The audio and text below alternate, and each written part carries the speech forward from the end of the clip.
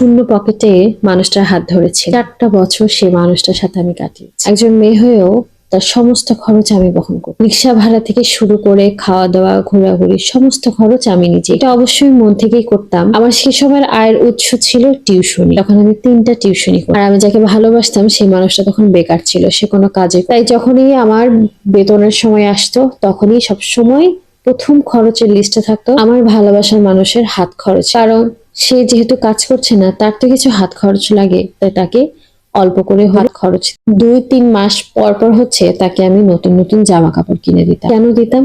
কারণ আমি তাকে এত বেশিটাই ভালোবাসতাম যে তাকে আমার নতুন রূপে বা নতুন কাপড় চোপড়ে দেখতে খুব ভালো। আর এটাও মনে হতো যদি তাকে আমি জামা কাপড় কিনে দিই সেও খুব খুশি। তাই নিজের ভালো লাগা এবং তার ভালো লাগা দুইটাই প্রাধান্য দিয়ে আমি তাকে, কিন্তু কখনো ভাবতাম না যে দুজনের টাকা থাকতে হবে, ভাবতাম একজনের থাকলেই হলো, আমার টাকা মানে তোর টাকা। এরকম আমাদের অনেক বছর প্রায় সম্পর্ক ঠিকঠাক চলছিল, কোনো ধরনের সে সময়টা কোনো ঝামেলা ফেস করিনি। এখন যেহেতু বড় হয়েছি, বয়স হচ্ছে, তাই বাবা মারা হঠাৎ করেই বাসা থেকে আমার বিয়ে ঠিক করে। যখন থেকে জানতে পেরেছি যে আমার বাবা মা আমাকে বিয়ে দিবে, তখন থেকে আমার ভিতরে মনে হচ্ছে যে ঝড় বয়ে যাচ্ছে, কলিজার ভেতরটা একদম দুমড়ে মুচড়ে যাচ্ছে, মনে হচ্ছে কেউ কলিজা টান দিচ্ছে। আমি সবসময় খুব বেশি ডিপ্রেশনে থাকতাম যে যাকে আমি সবচেয়ে বেশি ভালোবাসতাম, যে আমার পছন্দের মানুষ, তাকে হয়তোবা কখনো আর পাবো না, তার সাথে আমার আর বিয়ে হবে না, এই বুঝি তার সাথে আমার শেষ কথা বলা। কিন্তু কোনোভাবেই মনকে বোঝাতে পারছিলাম কি করে মেনে নিব। পরে বাবা মার সাথে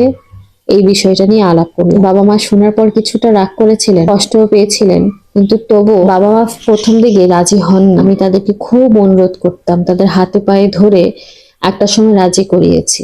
পরবর্তীতে আমার বাবা মা ছেলেটার বাসায় যান, যে বিয়ের প্রস্তাব দিয়ে বিয়ে সবকিছু ঠিক করে নিয়ে আমার যে হাজবেন্ড তার বাসায় সে সময়টা কোনো ধরনের, তারপরে আমার বাবা মা তাদের বুকের মধ্যে কষ্ট চাপা রেখে সে বেকার ছেলেটার সাথেই আমাকে বিয়ে দিল। বিয়ের 2 বছর বাবার বাড়িতেই ছিলাম, কেননা সেই সময়টা পর্যন্ত আমার স্বামী কোনো ধরনের কাজ করতেন, সেই জন্য বলা ছিল যে কাজ না পাওয়া পর্যন্ত আমি আমার বাবার বাড়িতেই। মাঝে মাঝে সে আমার বাসায় আসতো দেখা করতো, যতবারই সে আমার বাসায় আসতো ততবারে আমি তাকে আসা যাওয়ার ভাড়াটা পর্যন্ত দিই। সে যখন বাসায় আসতো তখনই আমাকে বলতো, চাকরি পেলে আমি তোমাকে রানী বানিয়ে রাখ। এই কথাটা শোনার পর আমি খুব বেশি খুশি হতাম। এরপর একদিন তার চাকরি হলো, আমাকে চাকরি হওয়ার পর বলল, এখন তো আমার চাকরি হয়েছে, এখন শুধুমাত্র আমি চাকরি করব আর তুমি বাসায় থাকবে, সংসার ইনকাম করা বউ তার পছন্দ। কথাটা শোনার পর আমার কাছে তখন তেমন কিছু মনে হয়নি, আমি হাসি খুশি তখন মেনে নিয়েছি। ভেবেছিলাম যে যাকে, তার যেহেতু চাকরি এখন হয়েছে, কি দরকার আমার এখন কাজ করার, সে করলেই হয়। এরপর তার বাড়ি থেকে কিছু লোকজন এসে আমাকে আমার শ্বশুর বাড়িতে নিয়ে গেল। কিছুদিন থাকার পর আস্তে আস্তে বুঝতে পারলাম প্রতিটা সদস্যের, বিশেষ করে আমার শাশুড়ি, আমার প্রতি তার ভালো লাগাটা কম ছিল। আমার বুঝতে আর বাকি রইল না যে আমার শ্বশুর বাড়ির লোকজন আমাকে পছন্দ করে। আমার স্বামী তাদেরকে বলেছেন বলে তারা আমাকে বিয়ে করতে বাধ্য করেছে। এদিকে আরেকটা কথা বলে রাখি, আমার স্বামীর পরিবারের মানুষজন বেশি মধ্যবিত্ত। তারা তারপরে আমাকে বলে আমি নাকি ফকিন্নির ঘরে। যাই হোক, এরকম খুঁটিনাটি অনেক ধরনের সমস্যা ফেস করতে হয়, এগুলো আমি মানিয়ে নেওয়ার চেষ্টা করি। আসলে একটা মেয়ে সমস্ত প্রতিকূল পরিবেশে মানিয়ে নিতে পারে ঠিক যদি না তার হাজবেন্ড তাকে সমস্ত সাপোর্ট দেয়। কিন্তু দিন যত যায় তত দেখি আমার হাজবেন্ড আমাকে সাপোর্ট না দিয়ে আমার শ্বশুর বাড়ির লোকজনের অন্যায়গুলোর আবদার সবসময় করবে। যত অন্যায় হোক না কেন সে অন্ধ হয়ে থাকে। আমার শ্বশুর বাড়ির লোকজন যদি আমার সম্পর্কে আমার স্বামীর কাছে বিচার দিতে যায়, আমার স্বামী কোনো বাগ বিচার না করে আমাকে মারতে প্রায় প্রায় প্রতিদিন আমাকে বলতে শুরু করে যে আমি নাকি তার যোগ্য না,